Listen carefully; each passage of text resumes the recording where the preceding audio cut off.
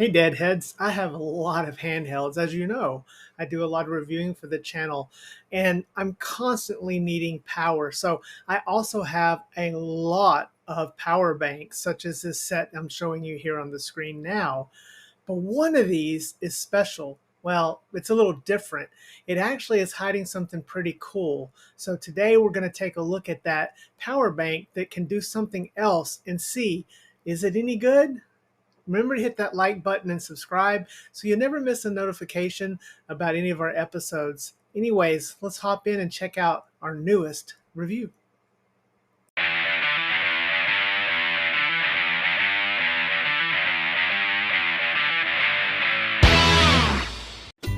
Hey, do you suffer from psoriasis? Well, I've got a solution for you. You should try out the new shot Skyrizi. No, wait, I'm not a medical person or a commercial spokesman.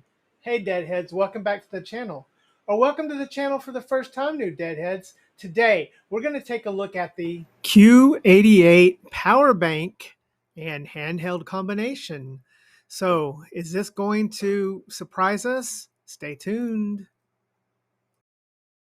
Hey guys, sorry to interrupt the video, but I'm back again to talk to you guys about the Double 11 sale coming up soon from our friends at AliExpress.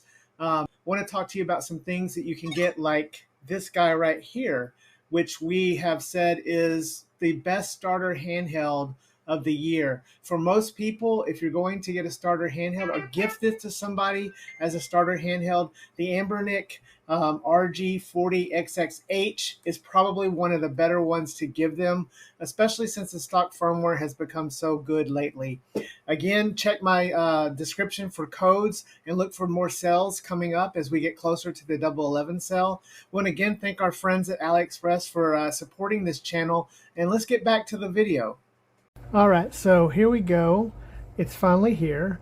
I was very excited about this when I first saw this because it looked like they actually tried to make a halfway decent handheld.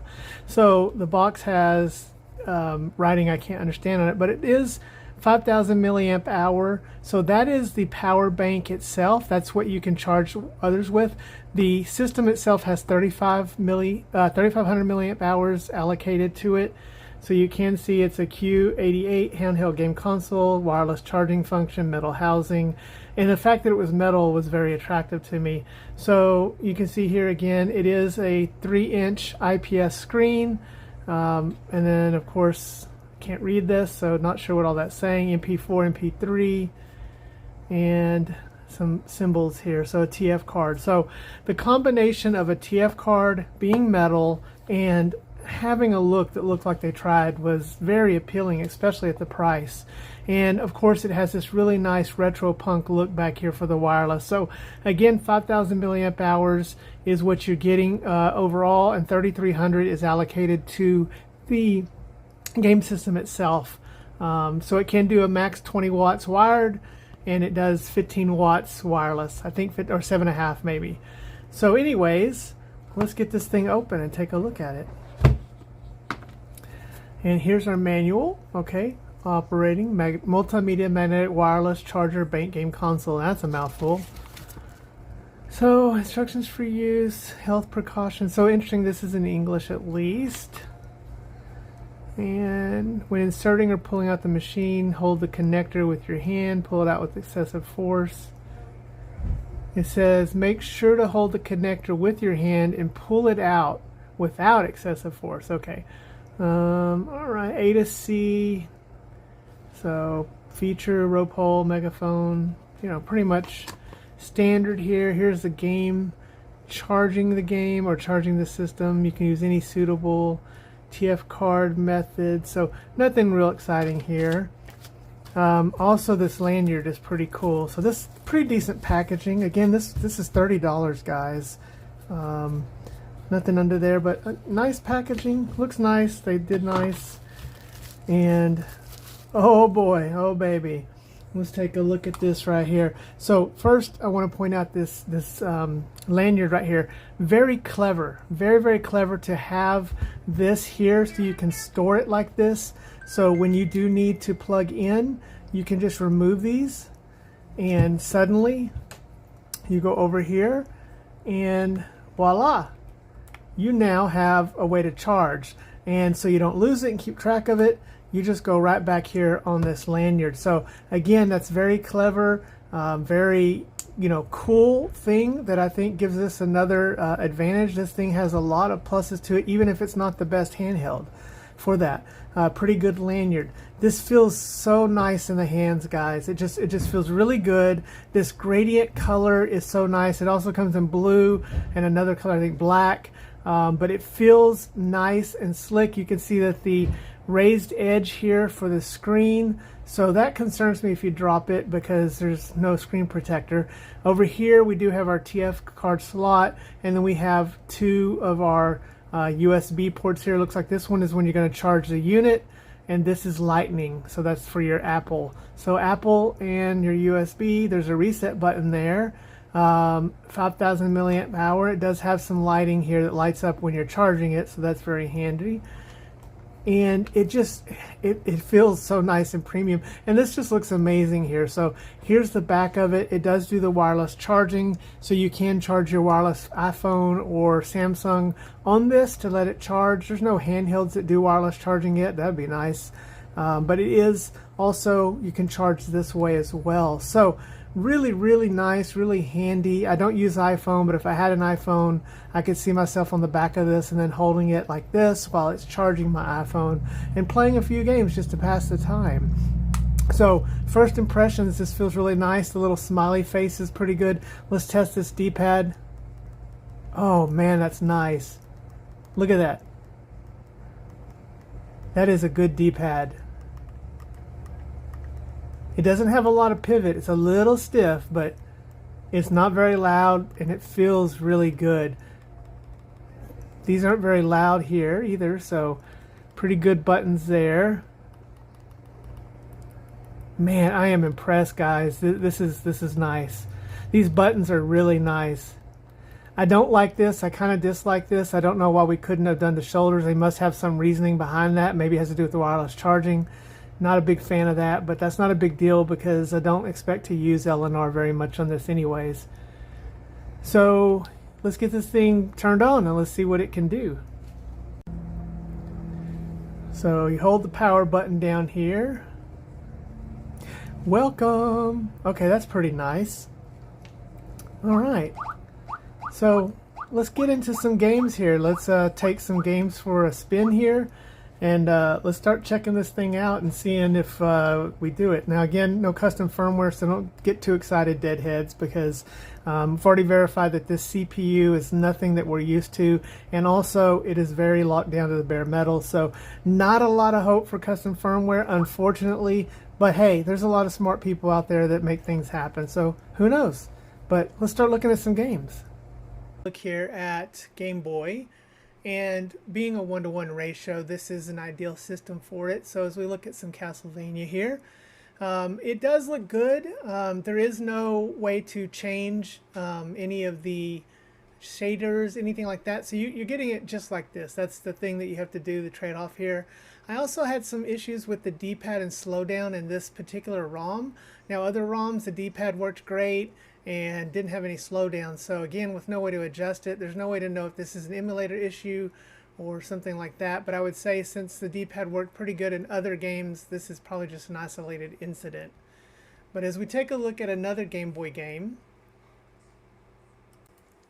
we'll take a look here at Daffy Duck and the Marvin missions.